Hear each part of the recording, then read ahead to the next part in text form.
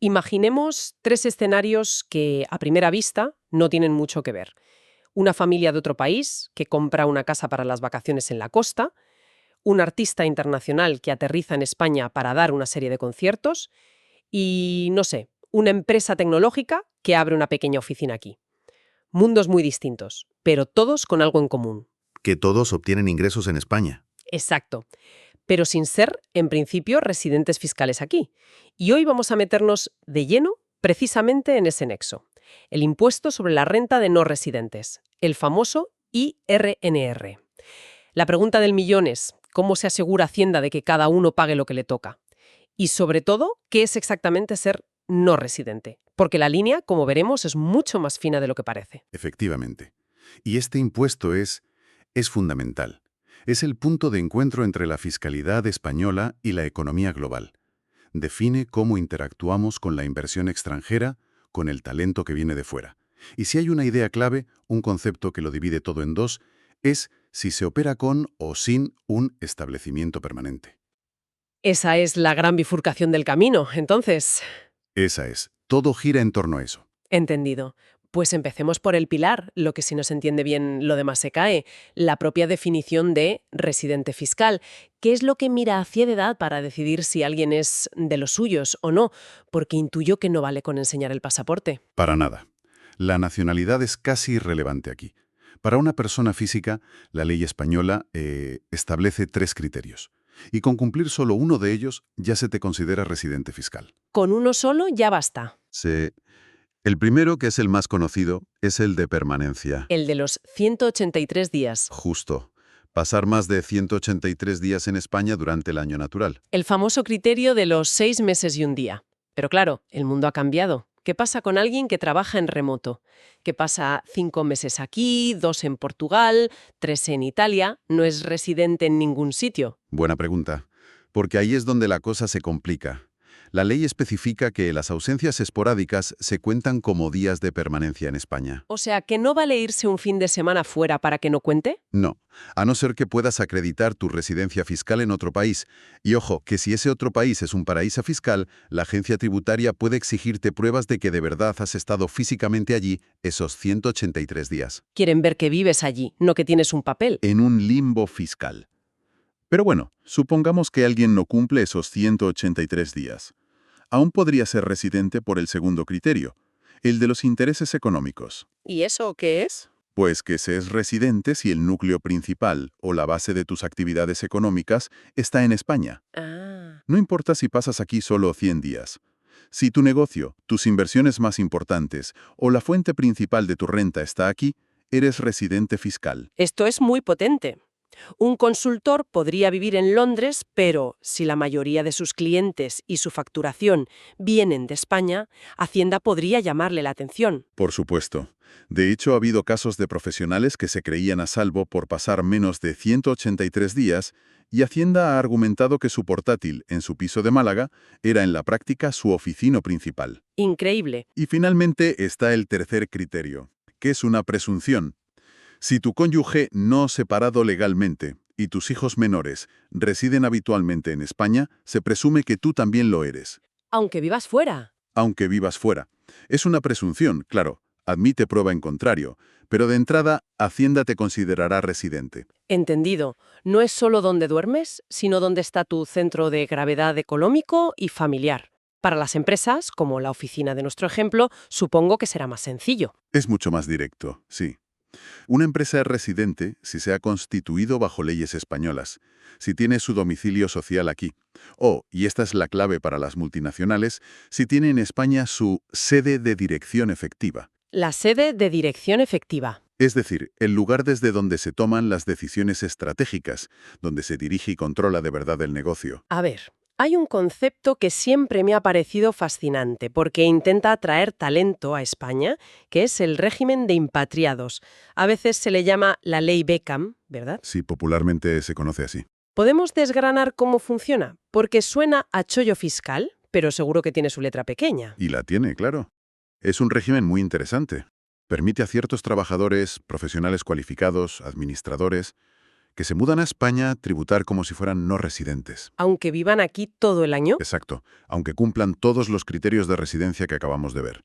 Y lo pueden hacer durante sus primeros 6 años. Es un incentivo muy potente. ¿Y en qué se nota ese incentivo? Pues sobre todo en que sus rendimientos del trabajo tributan a un tipo fijo del 24% hasta 600.000 euros de salario y al 47% para lo que exceda. Que comparado con la escala progresiva del IRPF normal.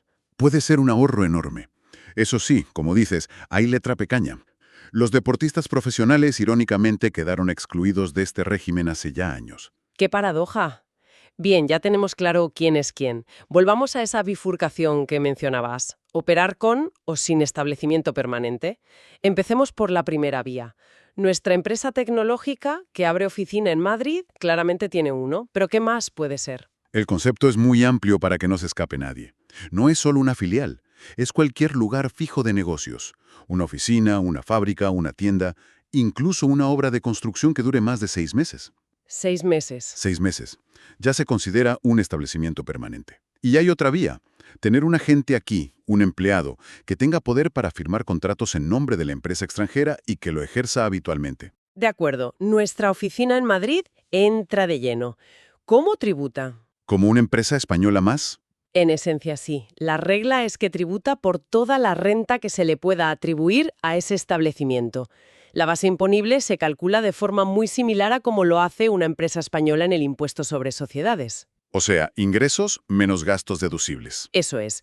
Y el tipo general es del 25%. Entiendo que se calculan los beneficios de forma parecida a una empresa local, pero la relación con la casa central me parece complicada. Si la oficina de Madrid le paga a la matriz en Alemania por usar la marca o por intereses de un préstamo interno, ¿por qué no se puede deducir ese gasto? Parece un coste legítimo. Esa es una de las grandes particularidades y tu pregunta da en el clavo. La ley no permite deducir los pagos que el establecimiento permanente haga a su casa central en concepto de cánones, intereses o comisiones. ¿Y por qué? La lógica de Hacienda es que no puedes firmar un contrato contigo mismo. Se considera que el establecimiento y la casa central son la misma entidad jurídica. Ah, claro. Y por tanto, esos pagos internos son una forma artificial de mover beneficios de España, donde tributan al 25%, a otro país con una fiscalidad quizá más ventajosa. Es un mecanismo para evitar el vaciado de beneficios de la filial española. Tiene todo el sentido. Exacto. Lo que sí se permite es que la casa central le impute al establecimiento una parte razonable de los gastos generales de dirección y administración del grupo. Vale. Y aquí es donde viene una segunda capa de impuestos. ¿Hay más? Sí. No solo se paga por lo que se gana, sino a veces también por enviar ese dinero fuera. Es el llamado gravamen complementario. Suena a un impuesto de salida. ¿En qué consiste? Pues es un impuesto adicional del 19% que se aplica sobre las rentas que el establecimiento permanente transfiere al extranjero, a su casa central. A ver si lo entiendo. Piénsalo así. Si una filial española gana dinero y reparte dividendos a su matriz extranjera, esos dividendos pagan un impuesto. Claro. Pues este gravamen del 19% se asegura de que un establecimiento permanente no tenga una ventaja fiscal injusta por ser una extensión directa de la casa central, igual al terreno de juego. Una forma de que no se escape ni un euro sin tributar. Esa es la idea. Pero es crucial saber que este gravamen adicional no se aplica si la casa central está en otro país de la Unión Europea. Ah, importante. O en un país con el que España tenga un convenio de doble imposición que lo impida, que son la mayoría de países desarrollados. Así que, en la práctica, afecta sobre todo a empresas de países sin este tipo de acuerdos. Entendido. Eso cubre a nuestra empresa tecnológica. Volvamos entonces a los otros ejemplos, que probablemente son el escenario más común. El artista internacional y la familia que alquila su casa de vacaciones. Ellos no tienen un establecimiento permanente. Claramente no. ¿Cómo funciona el impuesto para ellos? Aquí la mecánica es radicalmente distinta, mucho más directa. Se tributa de forma separada por cada renta, operación por operación. No hay un cálculo de beneficio anual ni se pueden compensar ganancias con pérdidas. Entiendo. Y la regla general es que la base imponible es el ingreso íntegro, sin descontar gastos. Un momento. ¿Sin deducir gastos? Si la familia de nuestro ejemplo alquila su apartamento por 1.000 euros, pero ha tenido 300 euros de gastos de comunidad, limpieza, reparaciones, ¿tributa por los 1.000 euros enteros? Si esa familia reside, por ejemplo, en Estados Unidos o en Argentina, La respuesta es sí, por los 1.000 euros íntegros. ¡Qué barbaridad! Pero, y aquí hay una distinción importantísima, si el no residente vive en otro país de la Unión Europea, o en Islandia o Noruega, la ley sí le permite deducir los gastos directamente relacionados con esa renta, de Ah, forma similar a un residente español. es una ventaja fiscal muy significativa para los residentes del espacio económico europeo. Esto es clave. La nacionalidad no importa, pero la residencia dentro de la UE lo cambia todo. Entonces, la clave para estas rentas puntuales está en los tipos impositivos. ¿Cuáles son? Correcto, el tipo lo es todo. El tipo general es del 24%. Este se aplicaría, por ejemplo, a los ingresos de nuestro artista si fuera estadounidense. Vale. Sin embargo, para los residentes de la UE, Islandia y Noruega, ese tipo se reduce al 19%. Y luego hay tipos específicos.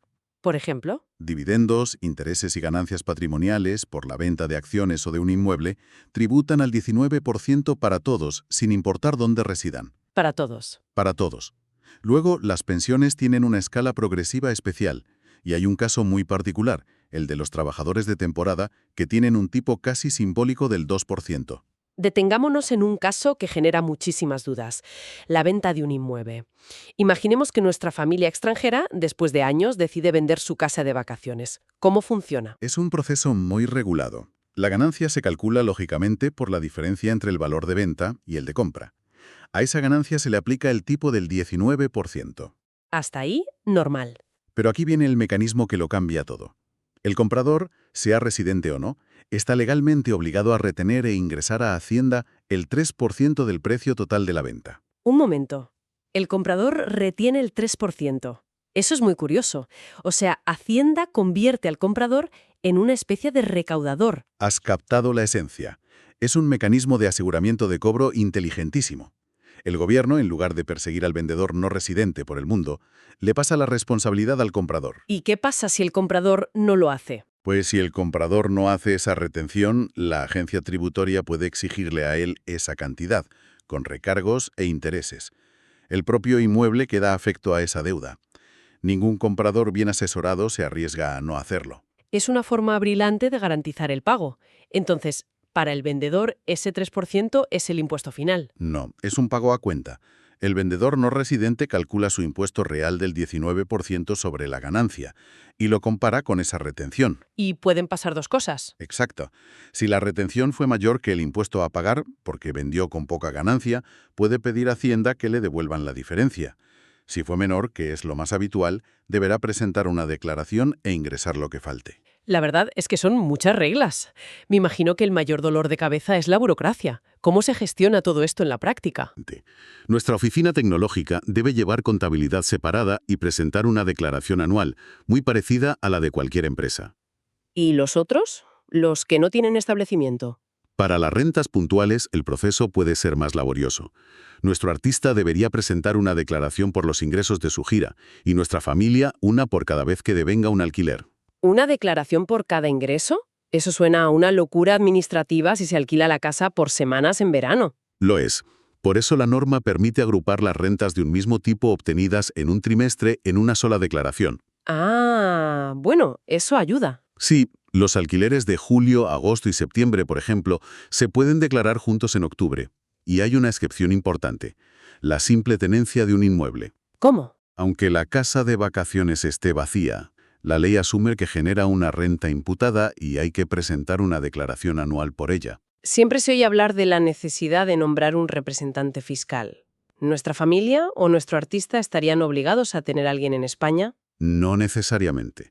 La obligación es clara para los que operan con un establecimiento permanente. Para ellos sí o sí. Sí. Para los demás, solo es obligatorio en ciertos casos, o si la administración te lo exige. Pero, aunque no sea obligatorio, suele ser muy recomendable tener un asesor que conozca la normativa. Y si hay un documento que es absolutamente esencial en toda esta historia, A ver, es el certificado de residencia fiscal. ¿por qué es tan importante? ¿Por qué es el pasaporte fiscal? Es el documento oficial que emite la autoridad tributaria de tu país y que acredita que eres residente fiscal allí. Es la llave de oro para poder beneficiarte de los convenios de doble imposición. ¿Sin ese certificado? Sin él, Hacienda aplica a la ley española a rajatabla, el 24%, sin deducir gastos. Con el certificado puedes acceder a los tipos reducidos o a las exenciones que ofrezca el convenio con tu país. Y cuidado, que su validez es de 1 año. Hay que renovarlo. De acuerdo, creo que tenemos una imagen bastante completa. Si tuviéramos que resumir los grandes aprendizajes, yo me quedaría con 3. Primero, que la residencia fiscal es un concepto resbaladizo, va mucho más allá de la nacionalidad o de contar días. Totalmente. Segundo, que la existencia de un establecimiento permanente es el gran divisor de aguas. Te lleva a un sistema complejo, casi como una empresa, o a uno más directo, de pago por operación. La bifurcación que decíamos al principio. Y tercero, ese detalle de la retención del 3% en la venta de inmuebles. Me parece una lección magistral de cómo funciona la pragmática fiscal. Es un mecanismo ingenioso que convierte al comprador en garante del sistema. Es un resumen perfecto. Y yo añadiría un último punto, que es la capa que lo cubre todo. Los convenios para evitar la doble imposición. Cierto. Hemos hablado de la ley española, pero hay que recordar siempre que un convenio firmado por España con otro país está por encima de esta ley. Son los convenios los que a menudo reducen los tipos o deciden qué país tiene el derecho a gravar una renta. Su objetivo es evitar que una misma ganancia pague impuestos 2 veces. Una puntualización fundamental. Y para terminar, dejemos una reflexión en el aire. Hemos desglosado unas normas pensadas para un mundo, digamos, estático. Sí, desde luego. Pero con el auge del teletrabajo, los nómadas digitales, las fronteras de la residencia fiscal se están volviendo cada vez más difusas. ¿Cómo se adaptarán estos criterios del siglo XX a una fuerza laboral global que puede pasar 182 días en múltiples lugares sin ser residente estricto en ninguno? El desafío para las haciendas de todo el mundo no ha hecho más que empezar.